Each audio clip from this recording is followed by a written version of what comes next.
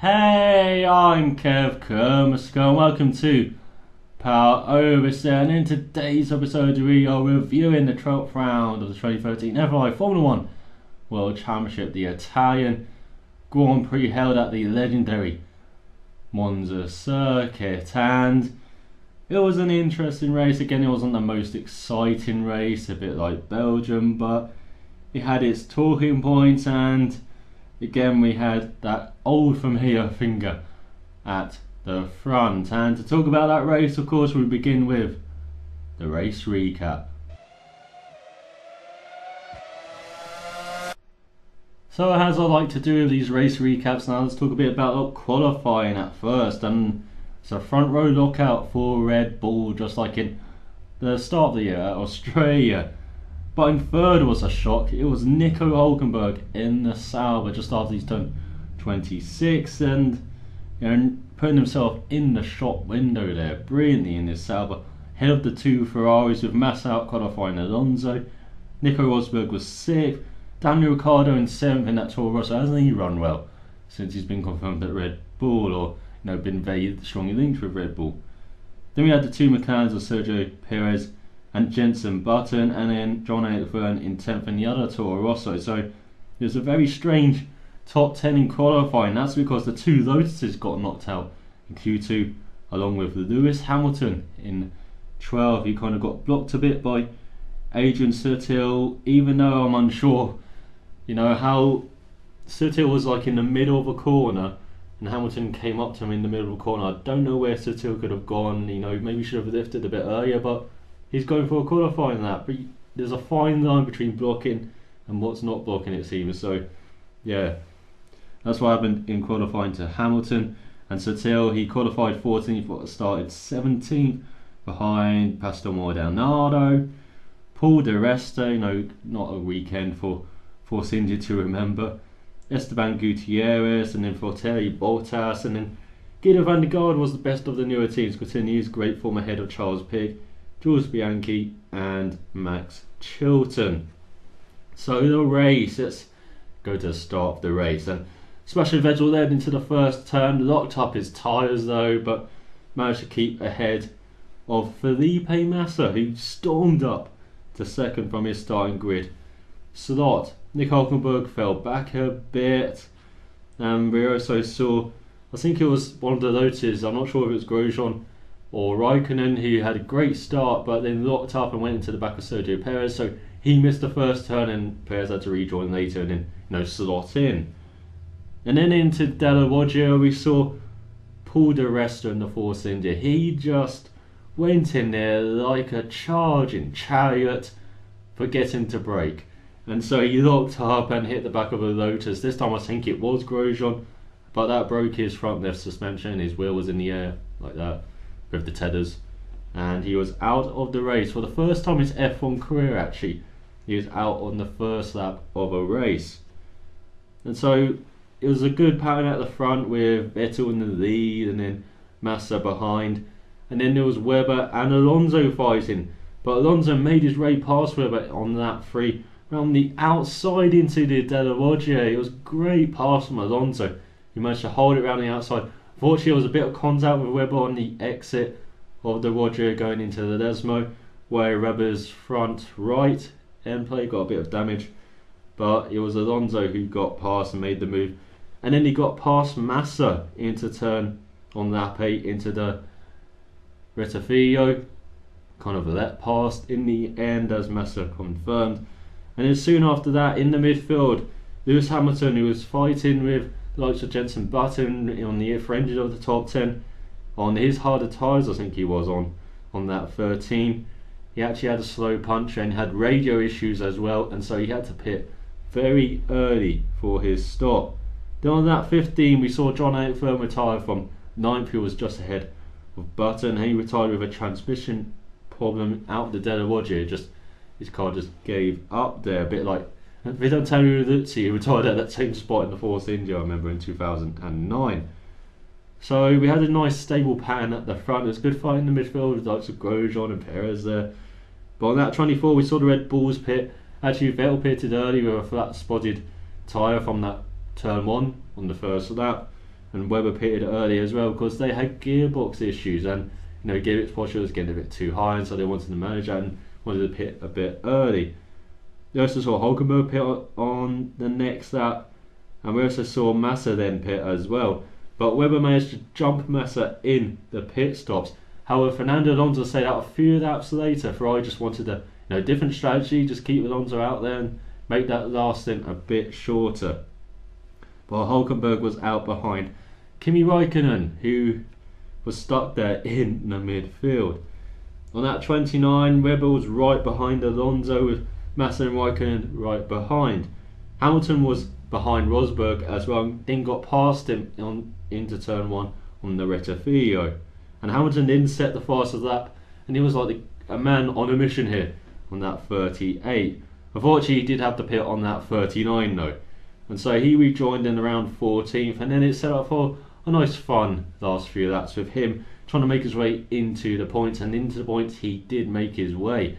Unfortunately, Sergio Perez did pit a bit early, so his tyres went off and he was falling back. Jenson Button got past him, was fighting with him, and then Lewis Hamilton got past Jenson Button on that 51 for 9th and into the Rettifilo, and so he got some good points.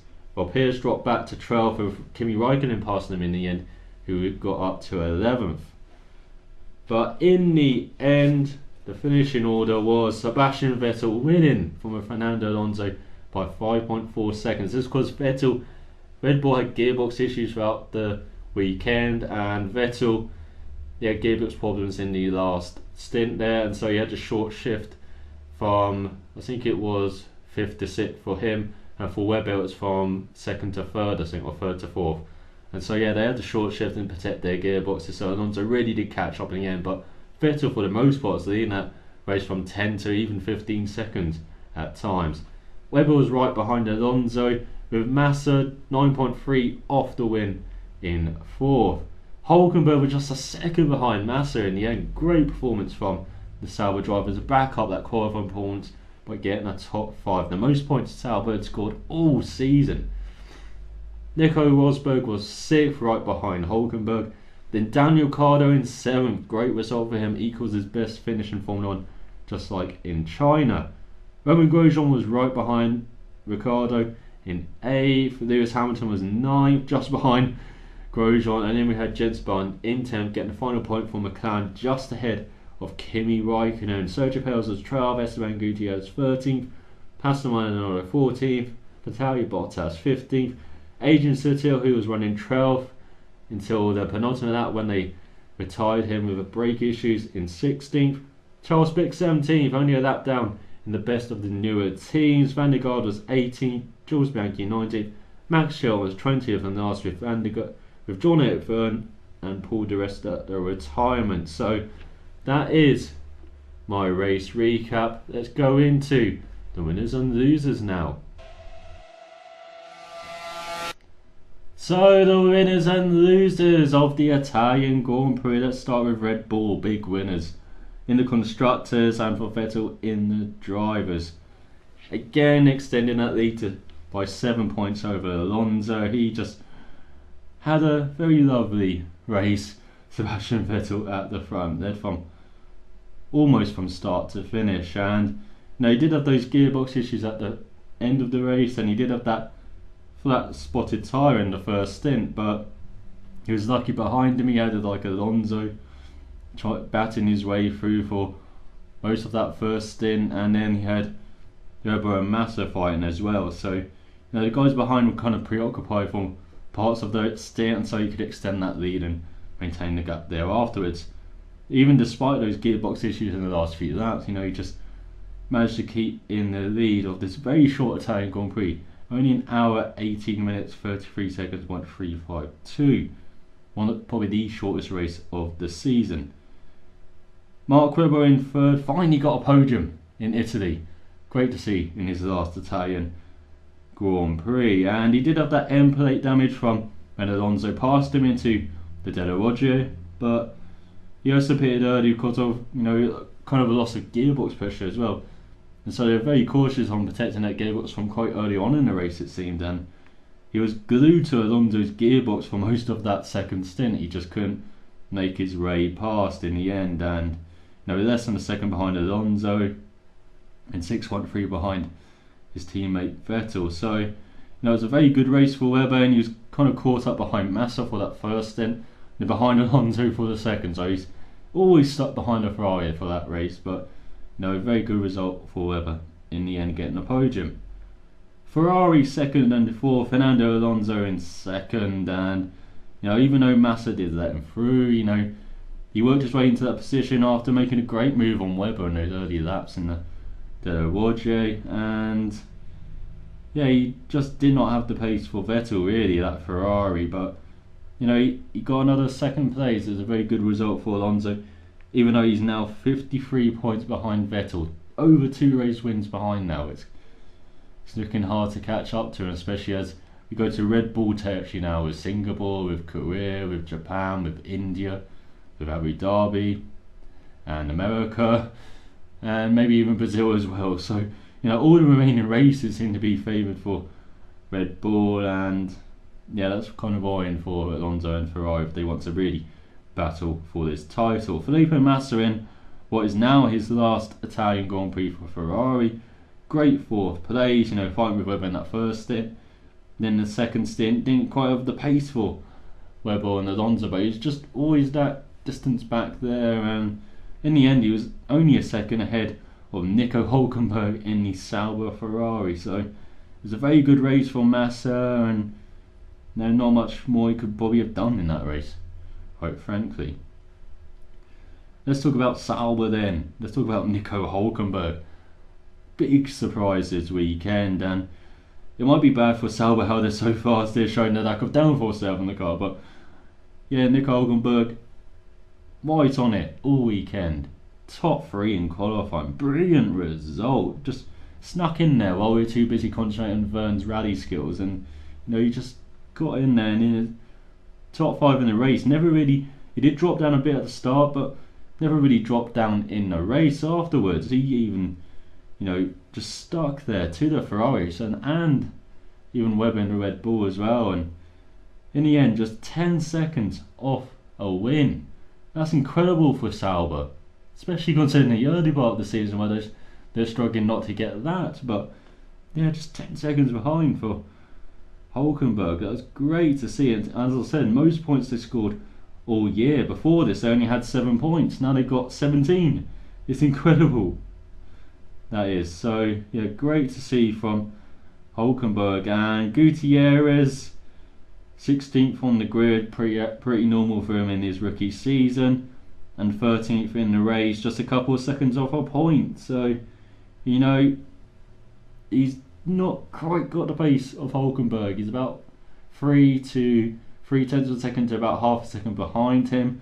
That kind of reflects it in this race result here, and he's going to have to work hard to get a point even this season. I think Gutierrez, now we're going to tracks that he's kind of unfamiliar with, these flyaway races. Now we're past the places where he's driven before in GP2 and GP3, so he did race in Singapore last year though, so he kind of knows that, but Japan, Korea, India, Abu Dhabi, America, Brazil, these are racetracks are a bit more unfamiliar to him. So it's going to be a real struggle for him to score a point, but with the takeover of Sauber and with his back in, it looks like he might be safe for next season. Actually, Hülkenberg's on the bubble, it seems, strangely. He's a bit like 2010 for Hülkenberg all over again, but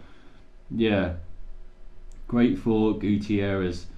Well, not great for Gutierrez, but solid, I say. It's I think we evaluate rookies a bit too strictly now, especially with the gaps in Formula 1, where half a second is now a difference between a car being in half a second per lap is the difference between the car being in the points and being in 15th now. Before that used to just be 1 or 2 places. Now it's 5, 6, 7 places now. It's incredible how close the field is. So Gutierrez, gay race, I just don't see how he's going to get a point though this season. So let's move on to Mercedes, and they just were anomalous Qualifying didn't help. Nico Rosberg was 6th in qualifying, 6th in the race, and he did have pace in clear air, and they also had the fastest pit stop as well. So pit work was fine. The race pace in clear air was fine. As I said, Lewis Hamilton was doing fastest laps in that second stint, but yeah, just qualifying put them on the back seat a bit here, especially for Hamilton starting 12th, finished 9th. He had a good race actually, but he had radio problems in the early part of the race as well. And he had the fastest lap of the race, 125.849, but yeah, just not enough clear air to really take advantage of that pace they seem to have. So hopefully it'll be better in Singapore. Actually, probably not. If they qualify better, they'll be stuck in the midfield. But yeah, just not quite the race for Mercedes. Not for Lotus either. Roman Grosjean in 8th. He did a solid job after qualifying 13th. So yeah, he really did move up at that start, and he moved up into the top 10, and he just held it there. So he had a very solid race, Roman Grosjean. Kimi Raikkonen, on the other hand, qualified 11th, finished 11th, and yeah, strategy didn't really work out for him. He was just stuck in traffic again, and yeah, just wasn't really getting going. He's second race in a row now. He's not scored, and he's now 88 points off Vettel. So he's really dropped back out the title hunt, a bit like Hamilton. He's now 81 points off Vettel. So yeah, it's looking very hard for him to challenge for the title, and that might have indicated his move to go to Ferrari as well. Though he's maybe not got the resources to build a car to sustain a challenge for the title for a whole season. Ferrari might have, and Ferrari have been getting a bit stronger as well. They've been up, they've been down, but now they're on the rise up again. While Lotus are kind of slipping down, it seems. Toro Rosso, Daniel Ricciardo in 7th. As I said, equals his best finish in China, and yeah, great result for him. And in Spa and round here, he's just showing great pace. He qualified 7th again, qualified in the top 10 again, along with John Eric Verne now. And Verne qualified 10th and was running 9th when he retired with a transmission problem. So that was a double points finish gone begging for Toro Rosso, and Verne wasn't that much behind Ricciardo during the race. But yeah, Ricciardo getting the result, getting 7th, and he's now jumped ahead of Verne. He's now got 18 points compared to Verne's 13th, and it's been interesting since Verne got that 6th place in Canada. He's had 3 retirements and in 2 12th places. Meanwhile, Ricciardo's had a couple of places outside the points, but has had 3 points finishes, including this 7th place. So yeah, Ricciardo, he's just riding the wave of confidence, while Verne is riding the wave of despair, it seems. So that is Toro Rosso. A very strong weekend for them, and they've been very good everywhere, it seems, on every type of circuit, Toro Rosso. So that's encouraging to see for the rest of this season as well. McLaren, Jenson Button in 10th, Sergio Perez in 12th. Perez, he just got screwed over by his strategy. He qualified in 8th and it was kind of holding that, despite getting hit at the first corner by a Lotus. But it was a team mistake. They've apologised to him after the race for pitting him a bit early. So his tyres really went off in those last few laps, and that's where you saw Hamilton, Button, Raikkonen really jump him. For Button, meanwhile, again, a strategy mistake for him. The team admitting it was probably a mistake to keep Button on this one stop. They probably should have gone to a 2 stop, as he was stuck behind Ricciardo in the early part of the race. And so, yeah, McLaren, like they had pace. It really did look like they might have had some pace here, but again, strategy just not working out for them. But they got a point to extend their lead over Force India to now 5 points for their battle for 5th. With the way Force India have been going downhill, that might, if McLaren, they got a car that's improving, Force India haven't. So yeah, it's going to be interesting to see if that continues going into the Asian races and the flyaway races. But yeah, McLaren, maybe some more points have slipped away here again with these strategy calls. Talking of Force India, Adrian Sutil 12th, or was 12th before he got retired on the penultimate lap with brake issues in 16th, and as I said, in qualifying, he was just setting up for his lap to go, and on that next lap, he actually wasn't passed by Lewis Hamilton, and that was his flying lap. And so Hamilton just caught him out an awkward position, out an awkward place, I believe, in the middle of Parabolica, because there's only really one line through there. If you go off the line, you're going into the kitty litter, as Hamilton and Verne showed in qualifying. So yeah, it's a tough decision, I think, for blocking call there. I know Hamilton was on a fast lap, but Sutil was virtually on his fast lap as well. He's going, racing speed around Parabolica. So yeah, as I said, it's a fine line between a blocking call and what is not, and I think sometimes you got to realise it's just bad luck when you catch another car, and that's what it was like on the second lap. Sutil was on his fast lap, Hamilton was also on a fast lap, but in the end, there's no call for that. There's a call for that meeting in Parabolica, so that's a fine line between the blocking call. But in the end, that penalty didn't really affect him in the race. I'd say he retired from 12th, and he was stuck behind this battle between Perez and Raikkonen and all of that. He's just stuck in the midfield. Meanwhile, De Resta, we didn't see much of him. He had a nice thermal cam, I think, that weekend. Throughout practice and qualifying, saw some nice thermal shots. Even saw a nice thermal shot of him retiring, where he really showed where he locked up his left front and went into the back of a Lotus. So yeah, De Resta, nice thermal cam, but not the weekend he wanted behind the wheel in the driving side. As I said, his first retirement on the first lap in an F1 race. That's quite impressive for someone who's only done about 50 races now. So yeah, to go that long without tying on the first lap is quite impressive. So yeah, it's not a performance he probably wanted though as well, with a couple of seats now going begging in the midfield there, or the kind of upper order with Lotus at the moment. So he's going to work hard to put himself in the shop window, and could he miss out again just like last season? With Perez going to McLaren, he missed out on that. Could he now miss out on opportunity to maybe I've gone to Ferrari, but go to Lotus as well? It just looks like De Resta is just not really that guy to move up. He's a bit like Sutil actually. He's just a midfield guy, unfortunately. It seems a bit like, say, Martin Brundle used to be, or Johnny Herbert, even though they had one season both in a very competitive Benetton. But yeah, it's just not quite working out for De Resta at the moment, or for Force India at the moment as well. And then we got Williams right at the back of the midfield, 50 seconds off the win here with Maldonado and 56 with Bottas. That's what you would expect, unfortunately. The biggest news from this weekend for Williams is actually about Ross Brawn showing interest into buying into Williams, taking over Tito Wolff's stake in the team. And Ross Brawn, he has been talked about in the past of maybe being on the verge of maybe leaving Mercedes, because they got Paddy Lowe in, and they've got Tito Wolff in as well. They've got Niki Lauda.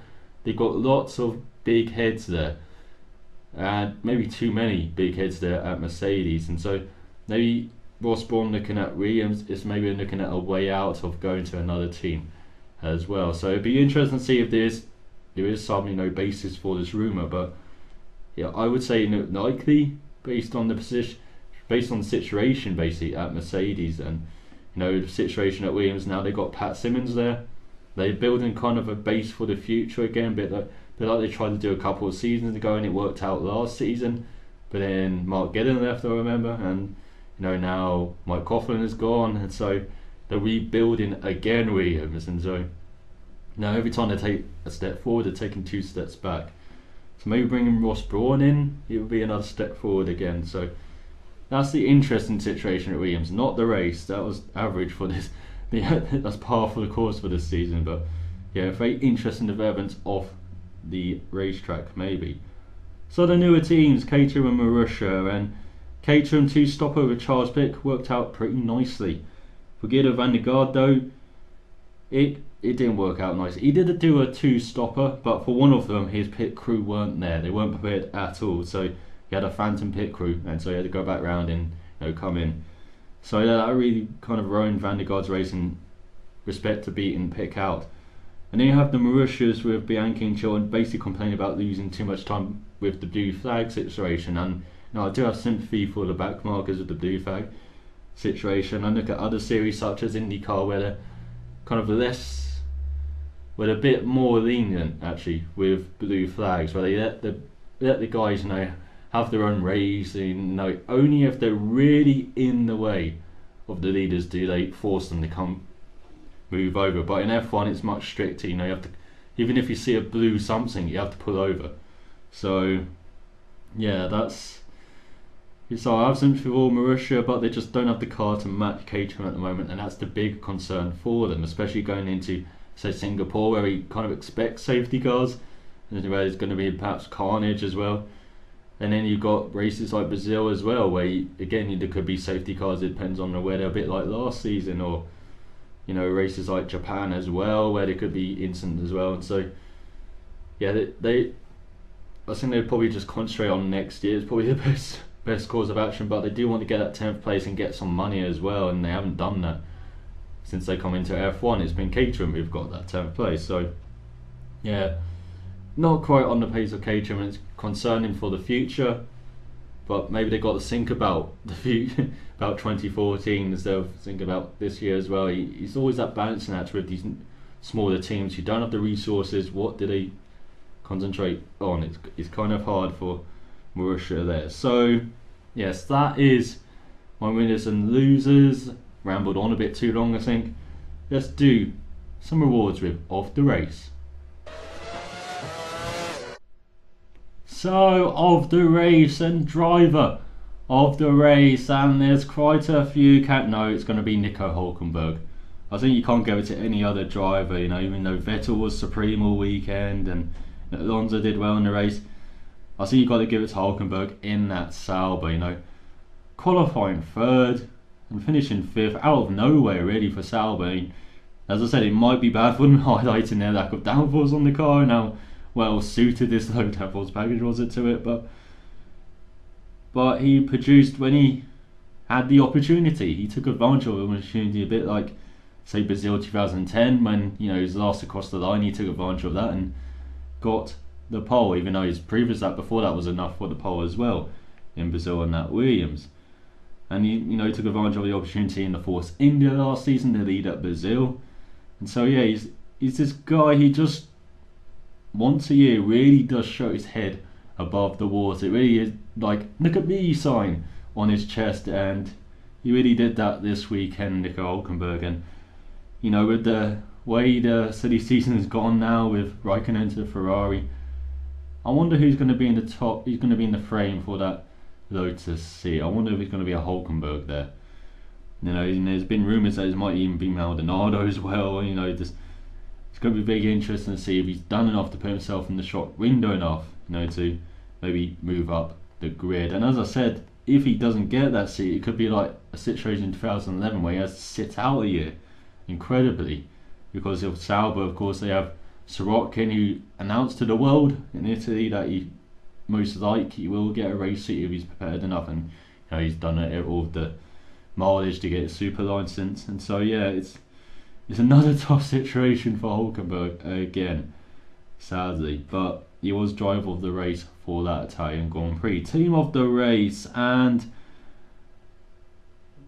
I got to give it to Red Bull, I think. Unfortunately, even despite having gearbox issues, they worked through that and they got a 1 and 3. And this is on a circuit where this low configuration down package, or no, low downforce package, it just seems to have worked in Spa, seems to have worked here in Monza.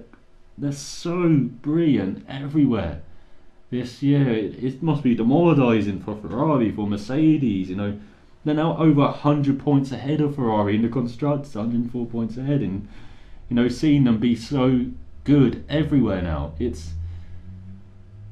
I bet they're praying for next year to come much sooner now, I think, Ferrari and Mercedes, just to see what will happen. But yeah, Red Bull, you've got to give it to them. And now there's news of them doing the 1,000-kilometre Barcelona test, a bit like Mercedes did, but they're going to be doing it in a 2011 car with Daniel Ricciardo and Sebastian Buemi in that car, and they're going to be doing it on prototype 2014 tyres. I think they're testing those. I think that's what Ted Kravitz said in the notebook. So yeah, maybe next year they could even be good as well. But as I said, 2011 spec car, they're doing it within the walls, definitely within the walls. So yeah, Red Bull team of the race. Overtake of the race. There weren't memorable ones, I will say that, unfortunately. It's mainly DRS into the rest of Theo. Lewis Hamilton did make some tasty moves through Curva Grande on the outside and the inside, but they seem mostly curves related, I think. So I'm not sure. I think I'll just go with Alonso's move. That's the only one that really stands out, is his move on Webber on that free round the outside into the De La Rogge, and he kind of outbraked himself a bit, he locked it up, and he did make contact with Webber on the exit. That was a bit careless, but that could have been maybe Webber's fault as well for not backing out enough. But yeah, I was going to give it to Alonso just for sticking it around the outside and making that move stick away. He needed to as well, to get past Massa and maybe chase down Vettel. But yeah, I was going to give it to Alonso. Give it to the Ferrari. There you go, one for the Tifosi for the Italian Grand Prix there. But nice wide spread there between Sauber, Red Bull and Ferrari for the Off the Race Awards. And that is my review of the Italian Grand Prix. And I'll be back with probably gameplay on this channel after these couple power oversteers, and of course I'll be back with in power oversteer with a preview of the Singapore Grand Prix. We're going under the lights for the only time this year, for the whole race anyway. So salamat for watching. Salamat for watching. So till next time, cheerio.